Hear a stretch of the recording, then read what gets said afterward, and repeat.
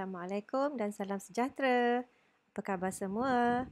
Selamat datang ke kelas pengajian am bersama Cikgu Zarina Basir. Okey, kali ini kita nak ulang kaji untuk topik semester 2. Okey, apa yang kita nak belajar hari ini? Kita nak belajar tentang, kita nak ulang kaji untuk alih bentuk komunikasi semester 2. Jom kita mulakan ulang kaji kita.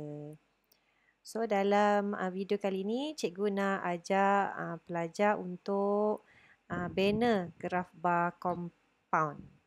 Compound, graf bar compound. Macam ni tahu rupa dia. Satu. Kalau macam ni bertingkat-tingkat, itu ialah graf bar component. Itu cikgu punya isyarat lah, clue dia. Alright. So, kita akan cuba belajar bersama-sama. Ulang kajilah sikit macam mana nak bina graf bar ni. Okey, jom. Okey, ini cikgu gunakan soalan STPM tahun 2018, soalan nombor 5. Okey, dan ini jadualnya. Okey, jom kita bina sama-sama. Okey, kita nak jadikan dia macam tu. So, macam mana cara kita nak jadikan graf bar kita tadi, bentuk graf bar compound kita tadi jadi macam tadi tu. Okey. Jadi, untuk kita bina graf, kita perlukan jadual yang lengkap lah. Jadi, jadual tadi daripada soalan tahun 2000, berapa tadi tu?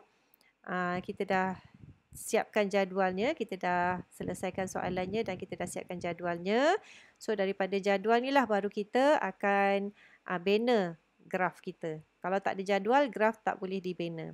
Okey, jadi langkah pertama bila kita dah siap jadual ni, okey, kita ambil kertas graf kita dan kita masukkan data ataupun maklumat yang dah memang ada dah dekat dalam kertas graf kita ni. Masukkan terus ke dalam kertas graf kita. Okey, jadi janganlah terburu-buru untuk bina graf. Masukkan dulu data-data yang ada, yang kita boleh lengkapkan seperti yang cikgu tunjukkan dekat dalam slide ni. Okey, jadi contohnya kita nak ambil tajuk. Dari mana kita nak ambil tajuk? Kita ambil lah daripada jadual tu. Jadual mesti ada tajuk. Kalau tak ada tajuk nanti tak ada, hilang markah. Jadi kita ambil tajuk daripada tajuk daripada jadual tu kita salin. Ataupun kita ambil tajuk daripada kertas soalan tadi tu, kita salin terus masuk ke dalam kertas graf kita. Okey, seterusnya label part CY. Okey, label part CY pun wajib. Jadi nak ambil kat mana tadi? Kita ambil dekat sini kan. Ambil daripada daripada data dekat dalam jadual kita tu, dekat sini. Ini ialah maklumat untuk data kita. Okey, maklumat ni nak ambil dari mana? Maklumat ni kita ambil daripada dalam tajuk. Okey, sehinggalah tajuk ni kalau kita baca sampailah setakat mana yang kita faham apa maksud dia. So, kalau kat sini kat tajuk tu ialah bilangan calon tapisan keutuhan oleh Suruhanjaya Suruhanjaya Pencegahan Rasuah Malaysia SPRM. Jadi kita faham dia setakat SPRM tu baru kita fahamkan apa maksud ataupun isu yang sedang dibincangkan dalam soalan ni. Okey, jadi kita ambil sepanjang, kalau ada panjang macam tu baru kita boleh faham. So, kita ambil sepanjang itu dan kita masukkan ke dalam part CY kita, label part CY. Begitu juga dengan label dekat data dalam jadual. Faham ambil daripada tajuk, label part CY ni kita ambil daripada tajuk, kita baca daripada awal hingga setakat mana yang kita faham cerita dia tentang apa. Jangan ambil separuh je bilangan calon. Itu kita tak faham bilangan calon apa. Calon pilihan raya. Jadi kita kena baca sampai habis sehinggalah kita faham tajuk ni membicarakan tentang apa. Okey, lepas tu kita ambil, transferkan masuk ke dalam label part CY kita. Okey, seterusnya label part CY tu kita ambil sama ada dari tajuk ataupun daripada data jadual kita. Okey, seterusnya unit. Unit pun kita ambil daripada jadual kita di ruangan di ruangan bawah label tu. Ataupun kita boleh ambil unit tu terus daripada dalam kertas soalan. Okey, seterusnya tahun. Tahun kita ambil daripada sini. Okey, seterusnya tempoh ataupun tahun-tahun setiap satu tu kita tengoklah dalam jadual tu ada 3. So dekat dalam kertas graf pun kita akan buat 3. Okey, lagi sumber kita ambil dari sumber. Sumber ni kita ambil daripada kertas soalan pun sama. Salin sebiji, jangan tukar apa-apa. Okey, seterusnya kita pastikan kita letak nilai kosong dekat sini. Jangan terlupa sebab pelajar selalu tertinggal nilai kosong kat situ. Menyebabkan hilang markah juga. Okey, dan petunjuk kita ambil daripada ruangan petunjuk ni. Tapisan ni kita tak ambil. Kita ambil yang ini. Yang ini tak payah. Okey.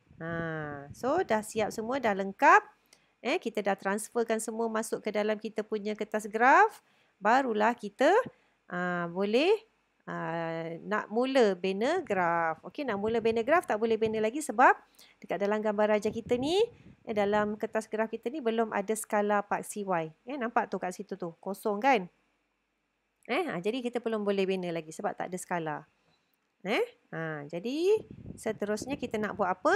Kita nak tentukan skala paksi Y kita. Okey, skala paksi Y macam mana caranya? Cikgu gunakan kaedah 3B. 3B. B yang pertama apa? Besar. Besar tu apa maksudnya? Kita akan cari angka yang paling besar dalam jadual. So jadual tu tadi kita dah bina tadi. Jadi kita tengok kat sini. Nombor yang paling besar kita dapati ialah nombor 165371. So kita akan ambil nombor tu, kita masukkan, kita kirakan. Bahagi nombor yang paling besar bahagi dengan 12. 12 tu dapat dari mana? Kita dapat daripada skala ni. Setiap 1 cm. So, kita ada 12 cm kat sini. Okey. 1, 2, 3, 4, 5, 6, 7, 8, 9, 10, 11, 12. Kita ada 12 cm. Okey. Jadi 12 kita bahagilah ni nombor yang paling besar bahagi dengan 12 cm. So kita dapat 13780.91. Jadi nombor ini adalah nombor yang rumit untuk kita letakkan dekat skala paksi Y kita. Jadi kita gunakan B yang ketiga iaitu bundarkan 1 cm sama dengan 15,000. Maknanya nanti dekat skala paksi Y kita 1 cm kita letak 15,000 dan seterusnya 15, 30 guna sifar 15 lah. Dan seterusnya sehinggalah sentimeter 12 cm tu. Okey, kejap cikgu clearkan dulu. Okey. Jadi siaplah skala paksi Y kita. Macam itulah cara nak cari skala. Sebab apa cikgu cadangkan buat pengiraan macam ni sebab kebanyakan pelajar cikgu dia lemah dalam menentukan skala paksi Y ni. Dia tercari-cari macam mana cara yang paling mudah untuk tentukan skala paksi Y. Okey, jadi cikgu berikan formula ni dengan harapan dapat bantu pelajar. Alright. Okey, boleh tak kalau tak nak buat nombor 15 kat sini? Boleh, tak ada masalah. Tak 20 pun boleh. Tapi cikgu gunakan nombor sifar 15 lah. Yang paling hampir sebab nanti ada kaedah seterusnya yang kita nak gunakan untuk plot tu, so tak ada masalah. Kalau kita gunakan kaedah yang cikgu tunjukkan selepas ini. Okey, yang cikgu nak tunjukkan kat sini ialah cikgu gunakan nombor 15. Sedangkan 1 cm tu ialah 15,000. Tapi cikgu tulis dekat sini ialah 15. Jadi macam mana tu cikgu? Jadi cikgu tukarkan ini kat sini. Letakkan dia jadi 1000. 1000 orang. Kalau sebelum tu, kalau dalam gambar raja sebelum ni, dia 1000 saja. Dia orang saja orang 15 orang ataupun 15 calon. Salah tak boleh. Nanti sebab dia tak menepati ni. 15 ni tak sama. Jadi kena tukar yang dekat sini barulah dia boleh jadi betul. Barulah nanti kalau kita baca ni 15,000 kan. Tapi kalau kita tengok kat sini 15 orang dah tak sama. Jadi kita kena tukar unit. Tukar unit nak jadi macam mana? Tukarkan dia jadi 1000 orang. Barulah betul. Nanti kita baca bilangan calon tapisan keutuhan Suruhanjaya pencegahan rasuah ada 15. Lepas tu unit dia 1000. Ada 15,000 orang. Barulah bunyi dia betul 15,000. Faham jadi kenapa cikgu buat nombor 15 saja kat sini? Supaya kita tak tersilap. Kadang-kadang nanti pelajar tulis 15,000 terlebih kosong lah. Kadang-kadang tulis 15,000 terkurang kosong lah. Jadi nanti nilai dia salah tulis dekat part CY tu. Jadi cikgu cadangkan lah. Kalau tak nak pun tak apa. Cikgu cadangkan langkah selamat. Kita letakkan ribu tu dekat unit. Dekat ruangan unit tu. Boleh tidak menjadi kesalahan. Okey, seterusnya selepas kita tentukan skala, kita nak tentukan saiz bar pula. Sebab saiz bar juga menjadi satu masalah kepada pelajar cikgu. Sebab kadang-kadang bila dia lukis bar tu, saiz dia tak sama ataupun nanti dia terlepas, terlajak kat sini, nanti kena padam balik. Jadi membuang masa lah. Jadi cikgu berikan teknik untuk menentukan saiz bar dengan menggunakan kaedah 3S. So S yang pertama ialah 70. 70 tu 70. Mana dapat 70? Kat sini ada 1, 2, 3, 4, 5, 6, 7. Ada 7 kotak besar bersamaan dengan 70 kotak kecil. Jadi kita kira yang kotak kecil tu. 70 tu ialah 70 kotak kecil. Okey. Lepas tu kita tolak dengan 20. Mana dapat nombor 20? Nombor 20 tu ialah satu selang tu 5 kotak. Sekejap cikgu padam dulu. Okey, satu selang tu 5 kotak. Selang tu macam mana nanti dekat kita punya bar ni kita tak boleh tulis lukis rapat macam ni, salah. Kita kena jarakkan dia daripada part CY. Jadi kita akan buat dia macam ni. Contohlah macam ni kan. Lepas tu nanti kita nak jarakkan dia untuk bezakan antara tahun tu. Jadi untuk bezakan antara tahun tu, itu yang kita panggil dia sebagai selang. So cikgu nak buat setiap selang ni kita panggil selang. Setiap selang ni cikgu nak buat 5, saiz dia ialah 5 kotak kecil. So kalau kita tengok kat sini kita ada 1, 2, 3, 4. Sebab tu 4 darab 5, 20. Jadi sebab tu cikgu tolakkan dengan 20. Selang antara bar tu ialah 20. So 70 tolak 20. Jadi 50. Jadi cikgu padam dulu bar ni. Okey, jadi 50. Jadi langkah seterusnya bahagi dengan 3. Mana dapat 3? Sebab kita ada 3 tahun. Tahun 2012, 13 dan 14. So kita ada 3 tahun. Jadi 50 tadi, baki kotak kecil tadi ada 50. Kita bahagikan dengan 3 tahun. Jadi dapat berapa? 50 bahagi 3 dapat 16.6. 16.6 tu kita bahagikan lagi. 16.6 tu ialah saiz kat sini daripada sini sampai sini. Belum tahu lagi setiap satu bar tu berapa. Jadi kita setiap satu bar tu macam mana kita nak tentukan kenapa cikgu dapat 5 ni? Sebab ini. Petunjuk dia ada 5. Jadi kita bahagi salah ni ada 5 petunjuk. Jadi kita bahagikan dengan 5. Dapatlah 3.3. Maksudnya satu kotak, satu bar tu saiz dia ialah 3.3. Okey, lepas tu kita pun benakanlah satu bar tu. Nampak tak? Cikgu lukiskan. Okey, ni tadi jarak dia. Jarak dia ni ialah 5 kotak kecil. Lepas tu saiz satu bar kita ni ialah 3 kotak. 3.3 lah lebih kurang macam tu. Nanti tengok dia jadi cukup tak sampai 70. Okey, ini baru satu bar. Seterusnya. Ini cikgu belum plot lagi. Ini cikgu baru tentukan saiz bar je. Kita nak buat saiz bar tu satu bar tu saiz je ialah 3.3. Ini untuk 1 tahun. Jadi kan nampak seragam. Kita banner tu sama je semua. Nampak akhirnya nanti dia akan stop dekat dekat-dekat dengan 70. Kotak yang ke-70. Jadi seragam lah nanti.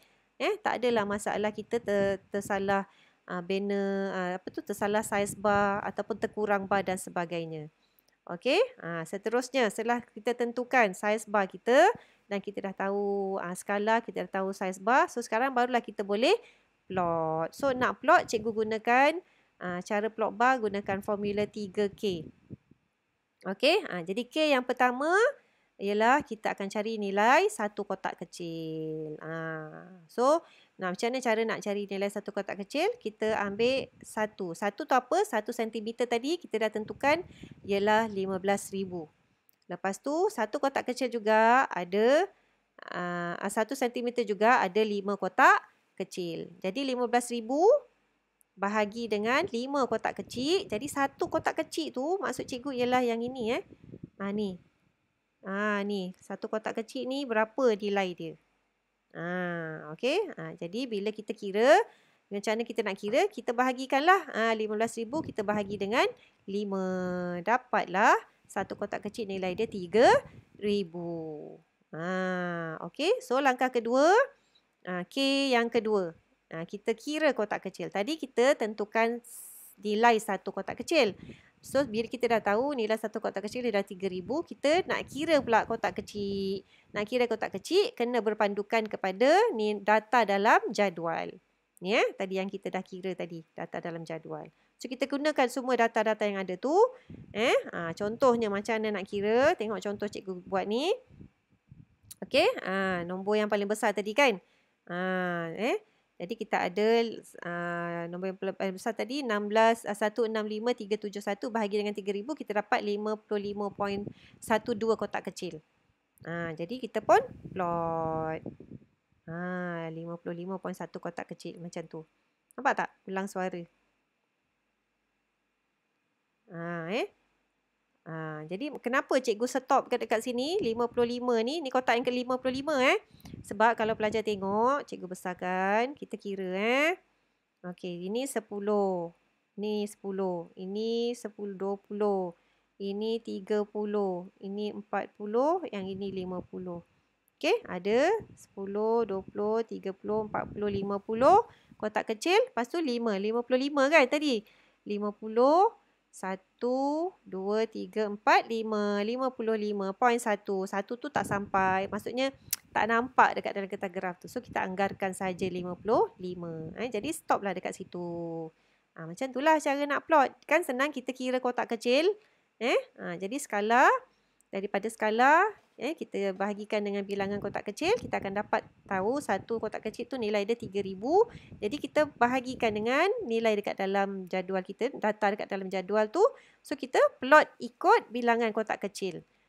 Jadi pelajar dah confirm tak akan tersilap plot kalau pelajar kira dengan betul lah dengan menekan kalkulator bahagi tu.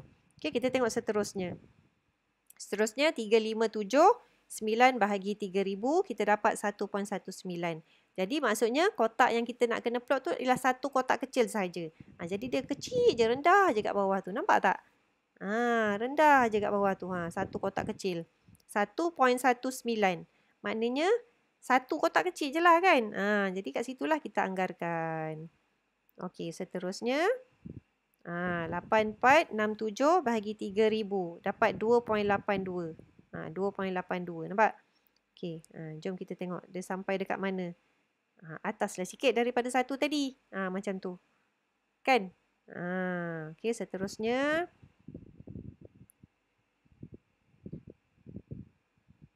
Okey, 1706 bahagi dengan 3,000 dia dapat kurang pula. Kurang daripada 1 cm. Jadi macam mana tu agaknya gambar rajah dia nanti? Tengok sikit je. Sebab dia kurang daripada 1, so kita 0.5. Jadi kita gariskan, buatkan kotak 0.5 sahaja. Separuh je lah daripada satu kotak kecil tu. Dan yang akhir 14,008 besar sikit. So dia dapat 4. So 4 kotak kecil. Macam tu. Okey? Jadi nampak tak cara kita nak plot? Jadi kalau pelajar tak percaya, cikgu tunjukkan macam mana cara kita nak plot. Kita tengok nombor tahun 2013, nombor dia ialah 137162. Okey, cikgu tunjuk 137162. Kita bahagi dengan 3,000. Okey, kita dapat 45.7. Nanti kita tengok. Sorry. 45.7. So cikgu plotkan kat sini. 45 kotak. Tengok. 10, 20, 30, 40, 5. 5 dekat dengan 6. 1, 2, 3, 4, 5. Dekat-dekat situ. Nampak? Senang je cara dia. Kira dekat kalkulator. Lepas tu kita kira kotak kecil. Dapatlah kita bina semua tu. Senang je. Kalau pelajar boleh ikutlah, faham cara yang cikgu tunjuk ni. Tadi kita nak bina saiz bar. Jadi saiz bar kita dah confirm. Lepas tu kita nak bina skala, nak cari nilai skala. Cikgu dah tunjukkan. Guna kaedah 3B. Nak guna saiz bar, guna kaedah 3S, 70 dan seterusnya. And then nak plot, kita guna kaedah 3K. Okay, dengan mengira nilai kotak kecil. Okay, jadi kalau pelajar boleh faham, insya-Allah pelajar boleh bina graf bar ni dengan cantik dengan kaedah yang cikgu tunjukkan. Alright. Okay, so bila kita dah siap semua, dah siap bina, sebelum kita hantar, semak dulu dengan menggunakan teknik orang lidi. Seperti biasa, kepala tu kita nak, kepala orang lidi tu, lukis orang lidi. Macam ni kan. Kepala tu tajuk. Tajuk, ada tak tajuk? Tajuk ada, ditulis dengan huruf besar. Label paksi Y ada, unit pun ada. And then seterusnya pinggang ialah paksi X ada. Label tahun pun ada, kaki, sumber pun ada. Lutut ialah petunjuk ada. And then perut ada, titik asalan ada, dah tulis. And then siku, skala paksi Y pun ada. Dah siap semua, barulah kita boleh hantar. So itu saja cara ataupun teknik yang cikgu nak kongsikan dengan pelajar, cara untuk bina graf bar. Graf bar compound. Graf bar compound. So cikgu harap cikgu dapat bantu pelajar, memudahkan lagi pelajar untuk bina graf bar compound dalam video ini. Kita jumpa lagi dalam video yang akan datang. Bye.